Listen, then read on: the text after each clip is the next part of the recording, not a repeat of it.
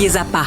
Avant la question légendaire du lundi matin et du lundi après-midi, est-ce que toi ou Mme Zappa reprise les chaussettes? Écoute, moi, je suis un grand consommateur de seconde main, de ce qu'on appelle des thrift shops en bon français, des friperies.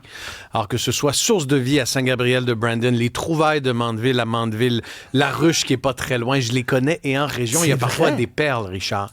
Et moi, je préfère toujours, avant d'aller acheter neuf, de voir si on peut pas encourager un organisme communautaire qui souvent va financer, par exemple, son aide alimentaire, des profits réalisés dans les petits magasins en région. Alors, il est arrivé des étés où je me suis carrément habillé. Ma garde-robe, c'était une chemise polo qui était neuve, avec l'étiquette neuve, mais qui était vendue justement dans une de ces friperies, par exemple, dans une petite région. Ou encore, si vous me croisez cet été avec mes chemises Arnold Palmer qui datent probablement d'il y a 10 ans, mais qui sont super belles et de bonne qualité, je pense que je les ai payées 2 $ dans un magasin de seconde main.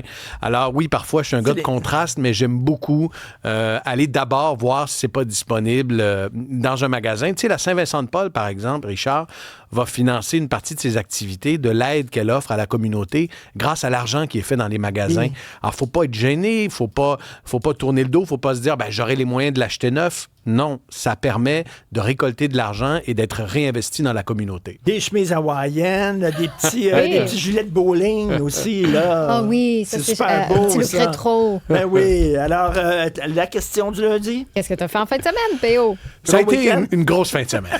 Très, très grosse fin de semaine où j'ai fait de la route, Richard. Premier arrêt qui m'a mené dans le cadre d'un tournage chez Henri. Tu connais l'institution chez Henri? Ben oui. Chez Henri, à Joliette. Le restaurant, la cantine, la patate frite, Richard. C'est un classique chez Henri pour les gens de la Naudière. C'est comme à Granby, là, on se frotte la bédaine. Chez Ben, on se bourre la bédaine, c'est mon deuxième arrêt de la fin de semaine. C'est une fin de semaine dans les patates, Richard. Les patates graisseuses et huileuses. Mon premier arrêt chez... Ils sont ouverts l'hiver? Absolument, les cantines sont ouvertes, ouais. Les cantines comme chez Henri. Alors, j'arrive chez Henri sur l'heure du lunch. J'allais en tournage début de fin de semaine, une entreprise de Joliette pour un reportage que je diffuse bientôt. J'arrive chez Henri, je commande un classique. Richard, j'ai commandé un smoke meat, une viande fumée avec les bonnes frites là, et la mayo et le ketchup. Et puis la serveuse que je salue arrive et dit, coudon, c'est la journée des célébrités, dit-elle en riant. Je lui dis pourquoi. Elle dit, tournez-vous, M. Zappa. Et qui je croise pas? Qui? Martin Goyette, qui est une vedette du milieu de l'agriculture. C'est un des plus gros producteurs de pommes de terre au Québec. Et je croise Martin, qui est une vedette parce qu'il est, entre autres, l'égérie des croustilles Lay's. Okay. On le voit dans les publicités Lay's vendre les pommes de terre canadiennes parce que Lay's achète pour grosso modo 120 millions de tonnes de mémoire de pommes de terre canadiennes, dont des pommes de terre de Saint-Thomas, dans le coin de Joliette. Alors, je croise Martin, que je salue, que je connais depuis longtemps. Je lui dis, puis, comment vont les affaires? Il me dit, je t'ai entendu parler à la radio et à la télé, Pierre-Olivier, de Frito-Lay qui allait baisser le prix de ses croustilles de 15 %. Oui. Il dit, la bonne nouvelle pour nous, les producteurs de pommes de terre, c'est que les économies ne nous sont pas imposées. Et je trouve que c'est une bonne nouvelle. Donc, tu as le géant Lay's qui baisse le prix de ses croustilles, mais qui ne demande pas aux producteurs, comme Martin Goyet, de baisser son prix à la ferme. Donc, eux autres vont acheter les patates de Martin au même prix qu'avant. Exactement. Et ils sont en train, je pense, de négocier la convention d'achat. Mais la bonne nouvelle, c'est qu'on n'exigera pas d'efforts de la part de nos producteurs de pommes de terre.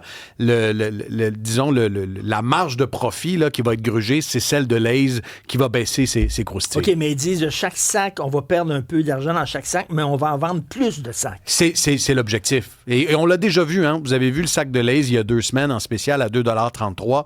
C'est sous le prix plancher habituel, et je me réjouis que des gens comme Martin ne soient pas forcés à la ferme d'amputer une partie de leur profit puisqu'il y a une décision d'affaires chez Lay's. Lay's achète peut-être ses patates chez Martin, mais l'air, ils l'achètent où? C'est l'air qu'ils mettent dans leur sac. Ça, c'est puisé à même l'oxygène québécois qui est gratuit, Richard. Donc Granby. Oui, après ça, je suis allé chez Ben, on se bourre la bedaine. Oui. Écoute, je sais pas combien de livres j'ai pris en fin de de semaine. Mais je suis allé chez Ben Osbourne-Labédène dans le cadre d'un reportage pour la semaine de relâche. Ça a été une fin de semaine occupée. Et je me suis entretenu avec Ben Junior, qui est le propriétaire, le copropriétaire de cette institution.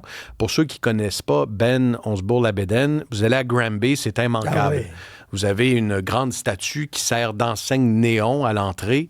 Et j'étais là sur l'heure du lunch et c'était bondé, Richard. C'était bondé. Il y a des gens qui sont venus me voir en me demandant si je me lançais en politique parce que Mark Carney y était allé il y a quelques mois.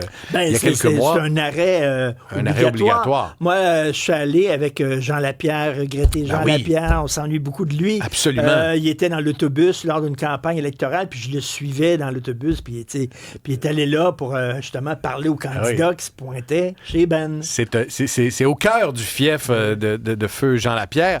Et je jase avec le propriétaire, puis on sait que dans la restauration, ça va pas bien. Et on a vu, là, il y a une forte proportion de restaurants qui vont fermer cette année. La hausse des ingrédients a un impact.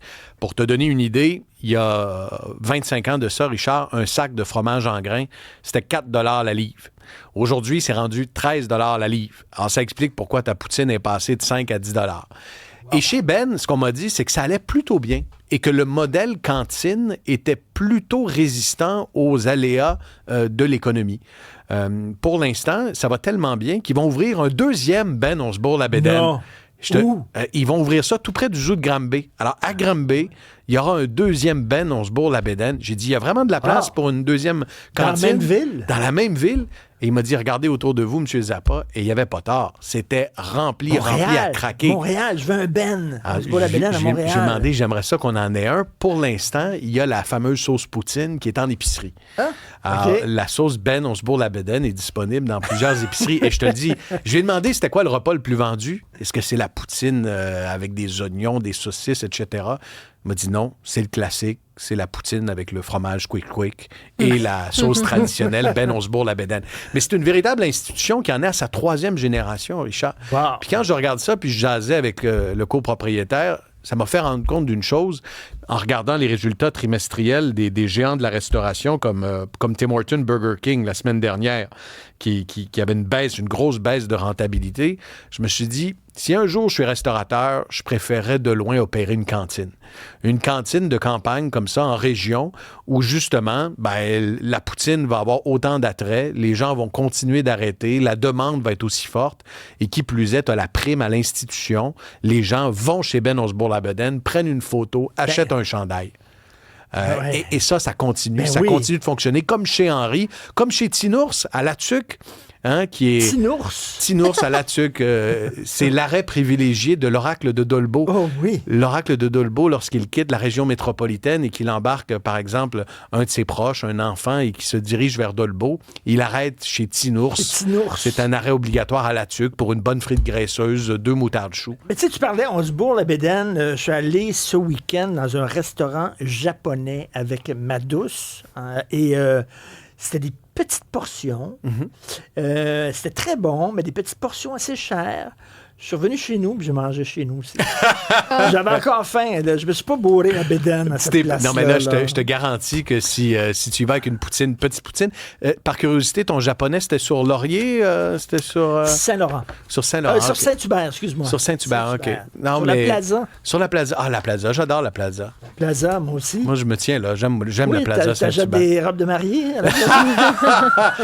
Non, mais des chaussures, il y a des restaurants. Tu sais, le Montréal Plaza, on peut pas y aller toutes les semaines, mais le Montréal Plaza, c'est un délice. C'est la folie de Charles-Antoine Crête. C'est un magnifique restaurant. C'est excellent. Et c'est sûr que c'est moins classique qu'un Ben Osbourne-Labédène. Alors, tu vas aller acheter des cravates à Saint-Jérôme, usagées. Tu sais, la meilleure affaire que j'ai faite avec une cravate, Richard, j'ai payé une cravate Versace qui doit valoir 400-500 $. Wow. J'ai trouvé ça 2 $. Non. Dans une friperie. 2 $. Puis là, quand les gens me demandent, « Oh, elle est belle ta cravate, là, tu montes Versace. » 2 $.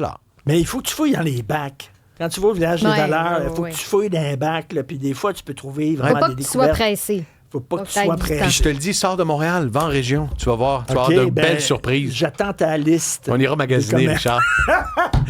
On t'écoute, bien sûr, à vos affaires et le 22h. Salut.